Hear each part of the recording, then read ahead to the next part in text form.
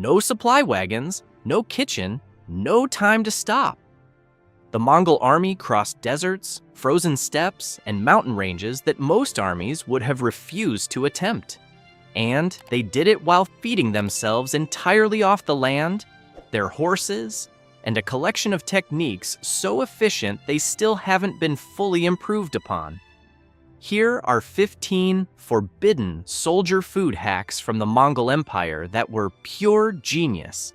Hack 15, Borts, the meat powder that could feed an army for months.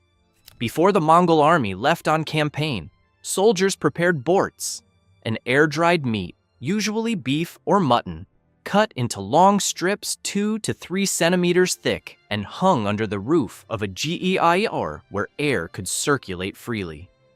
After roughly a month of drying in Mongolia's notoriously arid climate, the strip shrank to small, hard, wooden-like sticks. At that point, the dried borscht was ground into a coarse, fibrous powder and stored in a linen bag that allowed continued contact with air, which helped maintain its quality. The linen bag, unlike a sealed container, allowed moisture that might accumulate to escape rather than promoting rot. It's a simple but precise material choice that extended shelf life significantly. Here's the genius part. The volume reduction was extraordinary.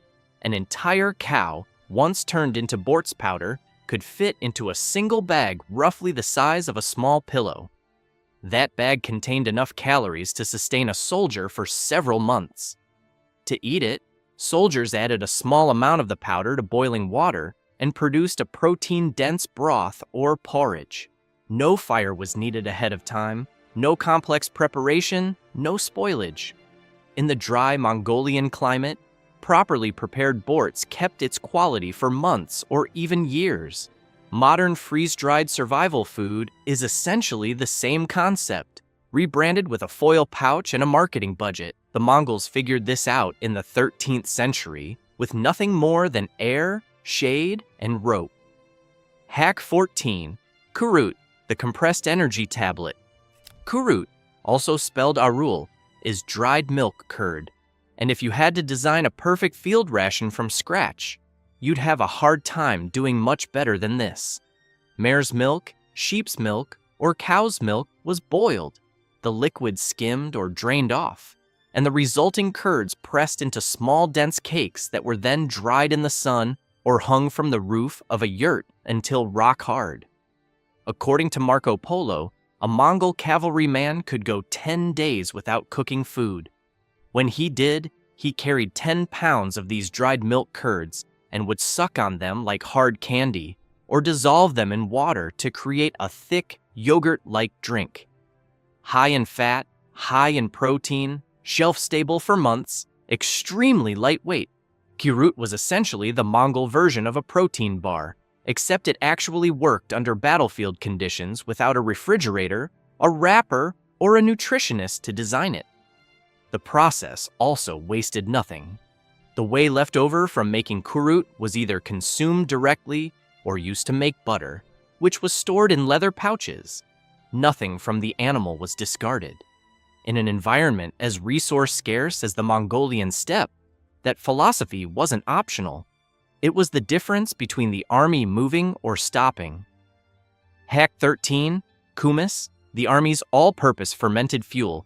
Kumis, called erag in Mongolian, was fermented mare's milk, and it was central to the Mongol diet in a way that's hard to overstate. Mare's milk was poured into a leather bag suspended from the frame of a yurt, where it was stirred regularly. Traditionally, anyone entering the yurt would give the bag a stir for about 2 days until fermentation was complete. The result was a slightly fizzy, mildly sour beverage with around 1 to 3% alcohol content. It was high in vitamins, high in probiotics, and provided a genuine nutritional boost that helped protect against respiratory infections. On campaign, soldiers carried it in leather flasks that they could refill whenever the army's herds of mares provided fresh milk. The leather churning bag was the entire manufacturing facility. Soldiers on the move could keep the fermentation process going continuously, meaning the supply was theoretically self-replenishing as long as the mares were alive. No brewery required, no barrels to haul. The alcohol content was low enough that soldiers could drink it throughout the day without becoming impaired, which is more than you can say for some of the beverages that other medieval armies were using to manage water safety. Arag was also widely drunk by Genghis Khan himself, and the great Khans maintained massive herds of mares specifically to supply their courts and armies with a continuous flow of it. At one feast documented by a contemporary observer, several thousand mares were dedicated solely to producing kumis for the celebration. Hack 12, the saddle meat trick. The chronicler Jean de Joinville, writing in the 13th century, recorded one of the most memorable food hacks in the history of warfare. Mongol riders would place a portion of raw meat under their saddle before a long ride. The constant pressure of the rider's weight, combined with the heat of the horse and the rhythmic pounding of hours in the saddle, would gradually pound the blood out of the meat and tenderize it into a flat, edible steak by the time camp was made. This is the origin story most often cited for steak tartare. The Mongols and the Tartars, another steppe people who formed a large part of Genghis Khan's army, were frequently confused by European observers, and the dish of raw, tenderized meat eventually acquired the name we still use today.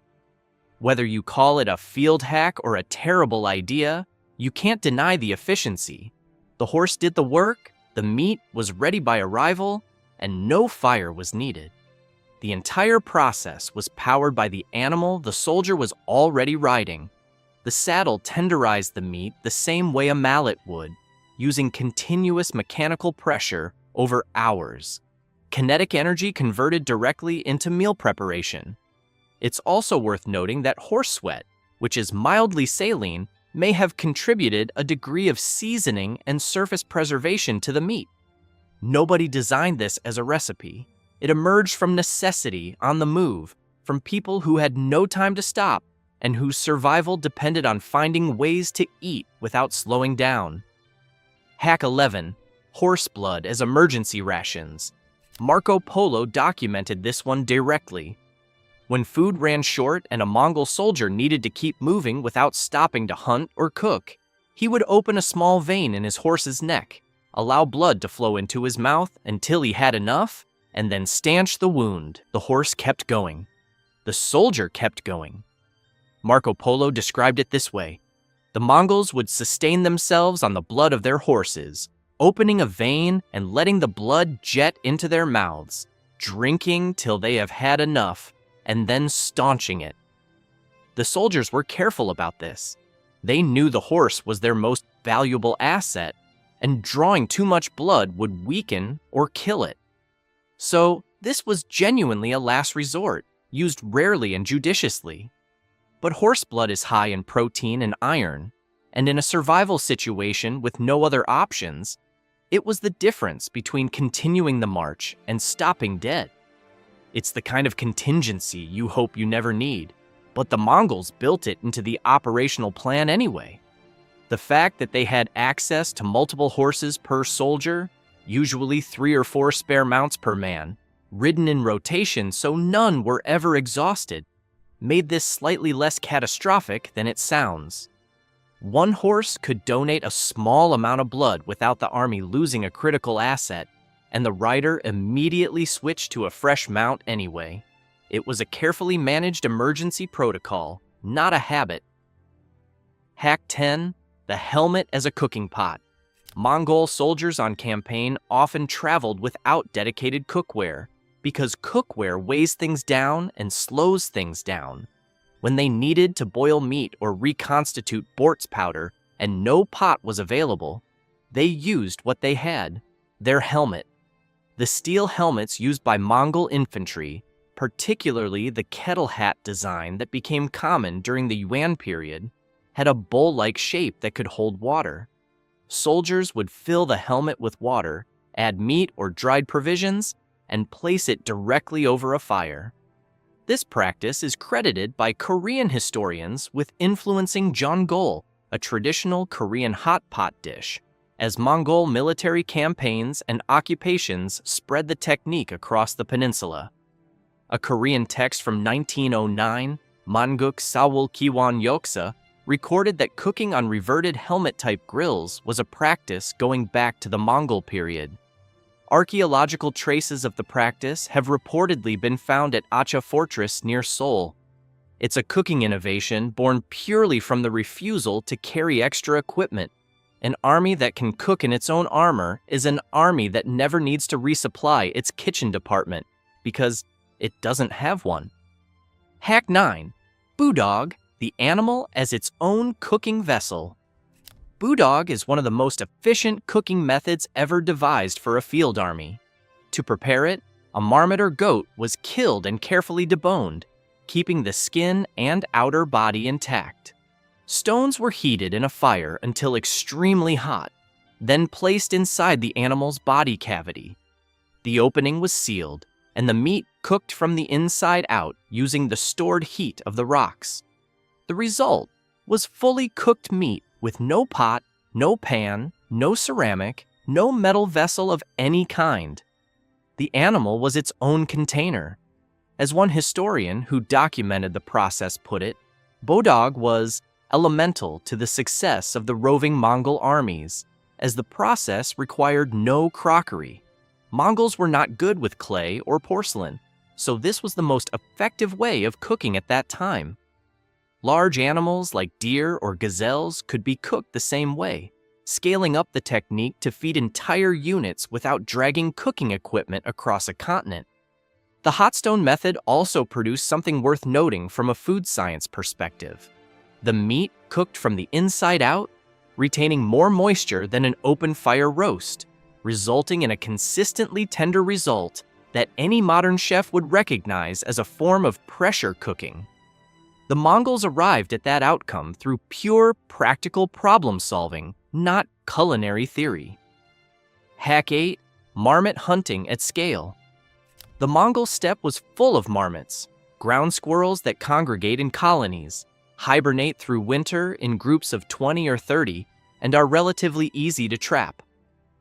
William of Rubruck, a Flemish friar who traveled through Mongol territory in the 1250s, noted that soldiers caught marmots in great numbers for food, particularly in winter when other game was scarce. Marmots were trapped using snares, hunted with falcons, or dug out of their burrows. Beyond food value, they were culturally significant. Eating certain parts of wild animals, including the marmot, was believed by Mongol soldiers to confer the animal's qualities: endurance, resilience, survival in harsh conditions.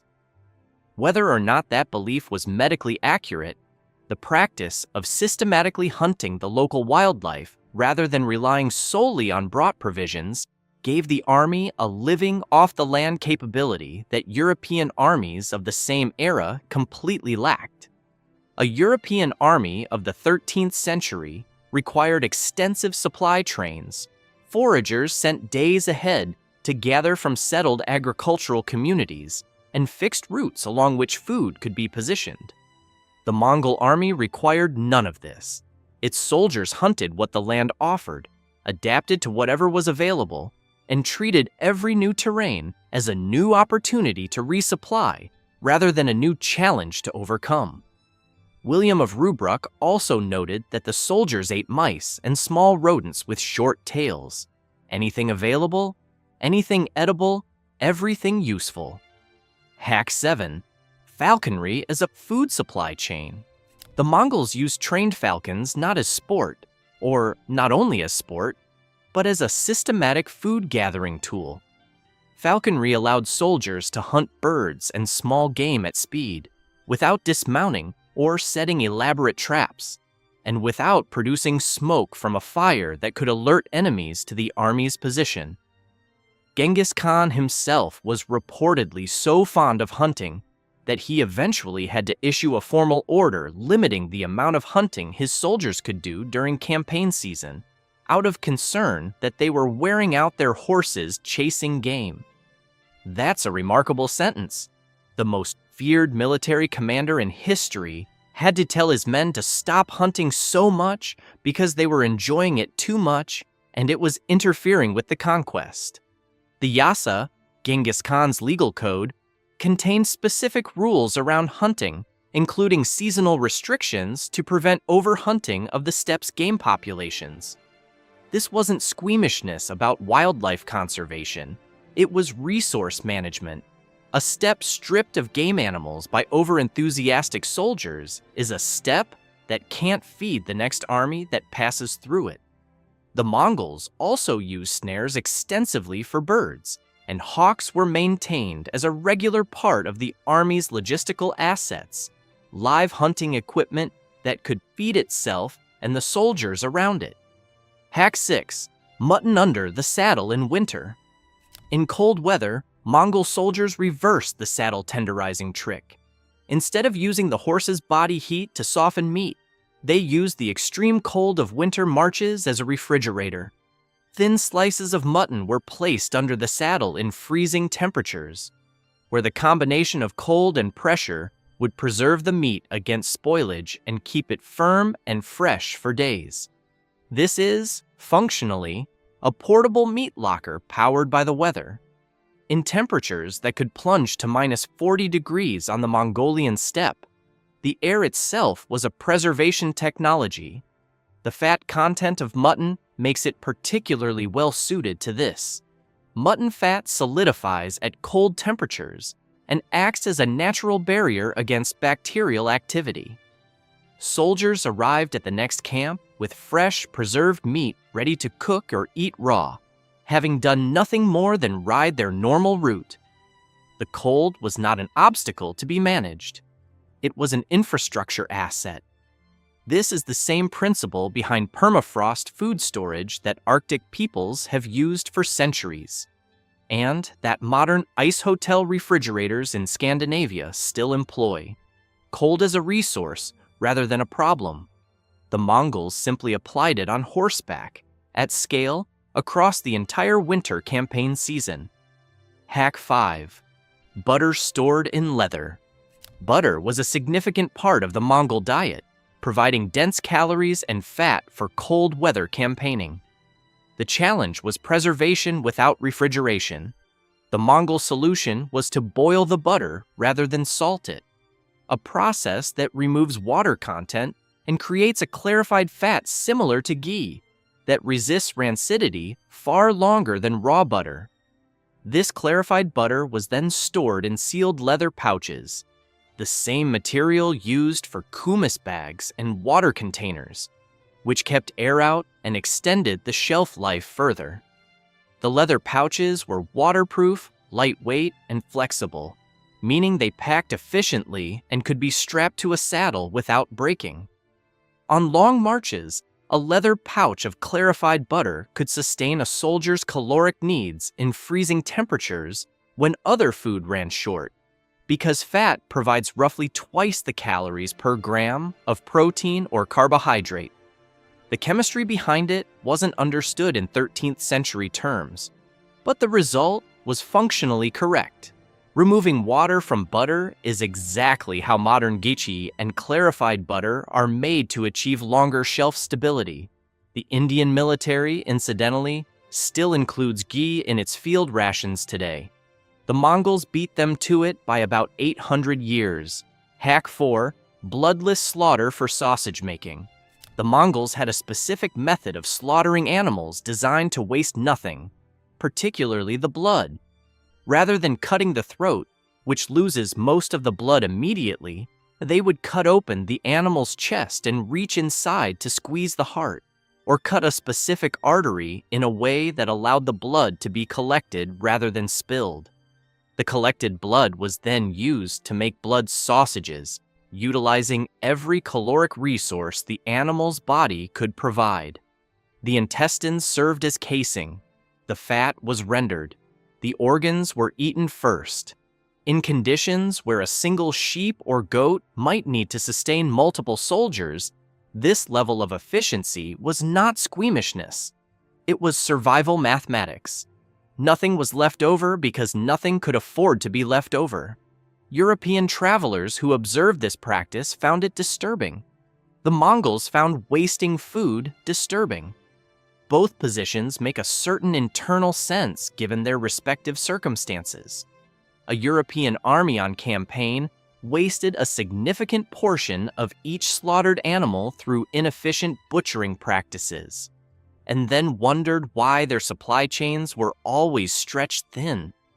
The Mongols had no supply chain to stretch, because everything the animal had to offer was already inside the bag before the march continued. Hack 3. Bone marrow broth. Nothing edible was thrown away on Mongol campaign. After meat was eaten, the bones were cracked open and the marrow extracted and eaten directly. The remaining bones were then boiled in a broth, to which dried milk curd or millet might be added, producing a rich, calorie-dense soup from material that most other armies of the period would have discarded. Bone marrow is extremely high in fat, calories, and fat-soluble vitamins. It's essentially the animal's nutritional reserve, stored in the interior of the bone precisely because the body prioritizes protecting it. Extracting and consuming it was, calorically speaking, one of the highest return food activities available on the steppe. After the marrow was eaten, the bones were boiled down further into a collagen-rich broth that provided additional nutrition from material that would otherwise have been discarded as waste.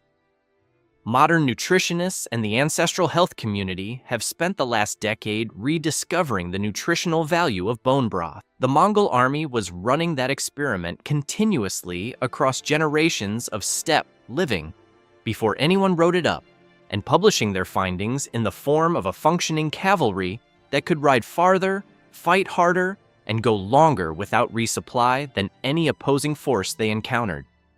Hack 2. Wild foraging as systematic supply.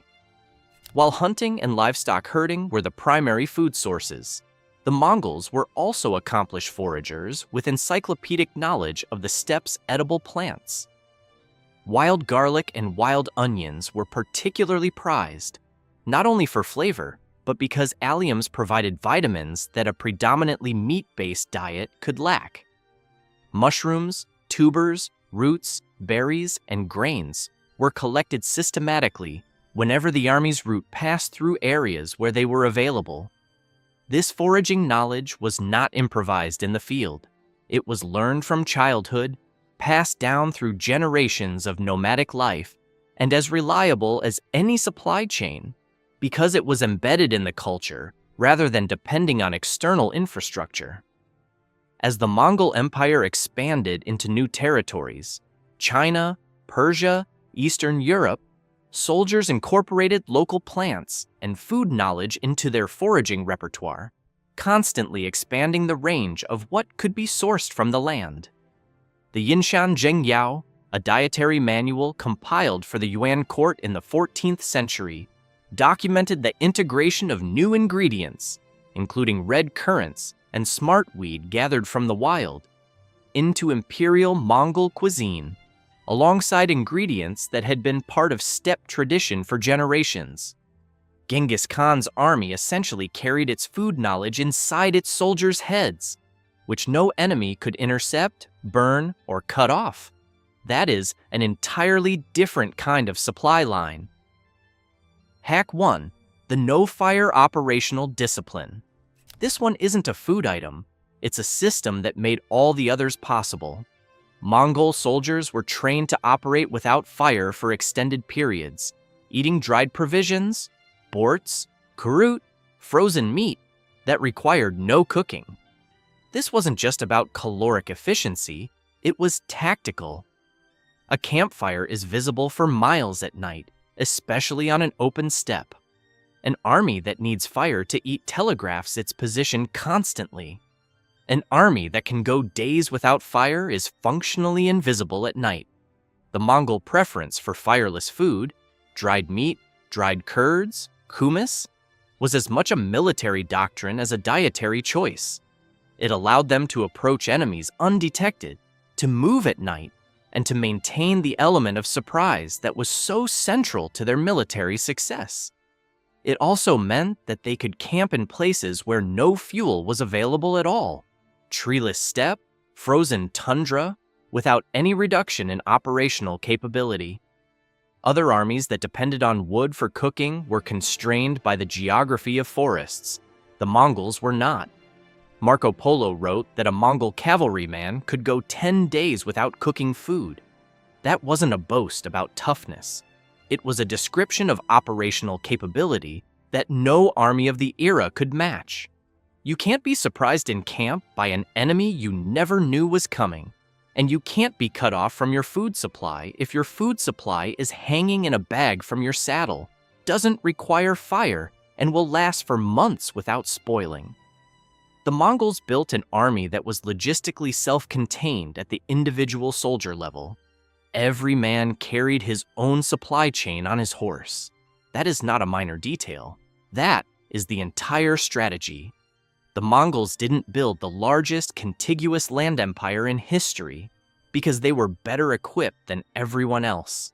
They built it partly because they were better fed, more efficiently, more flexibly, and more independently than any opponent they faced. Every item on this list is less a recipe and more a logistical solution to a problem most armies never bothered to solve.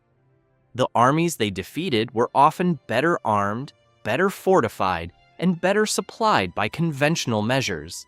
They just couldn't move as fast, go as long without stopping, or eat from the land as fluently as the people who had been doing all of it since childhood. There's also something worth sitting with in the fact that most of these techniques, borts, kurut, budog, blood collection, bone broth, are still practiced in Mongolia today. They weren't abandoned when the empire fell. They stayed because they worked. That's as close to a product review as history ever gives you. 8 centuries of continued use is a longer field trial than any modern food technology has ever undergone. If you found this worth your time, hit like and subscribe. There's more where this came from.